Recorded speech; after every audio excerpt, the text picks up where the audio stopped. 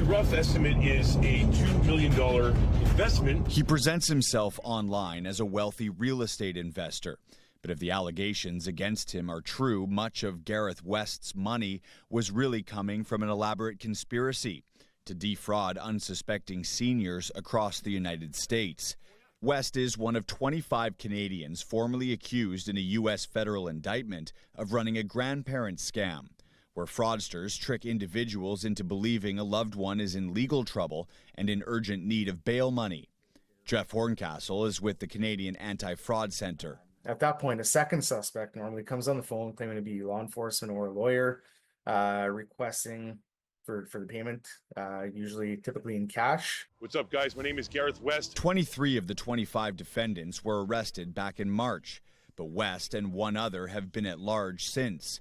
The RCMP says West was arrested on July 4th in the town of Saint-Colomban, about an hour north of Montreal. Police say he did not resist arrest and is now facing possible extradition to the United States. In the indictment, the U.S. attorney in Vermont alleges West was one of the leaders of the conspiracy that defrauded seniors of $21 million over a 3-year period starting in the summer of 2021.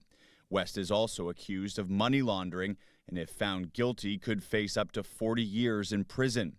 Last year, police raided 2 buildings in the Montreal area allegedly being used as call centers for the scam, including this one in Pointe Claire. We discuss scams in general, how they come from overseas for the most part, but this it proves that it's not always the case, and highlights the importance of reporting to your local law enforcement and to the Canadian Anti-Fraud Centre. He says the grandparent scam alone costs Canadians a reported $33 million every year. But that's just the tip of the iceberg. The Anti-Fraud Centre estimates only 5 to 10% of fraud gets reported. Always try to make the outgoing phone call, especially when there's a request for money or personal information. Matt Gilmore, CTV News.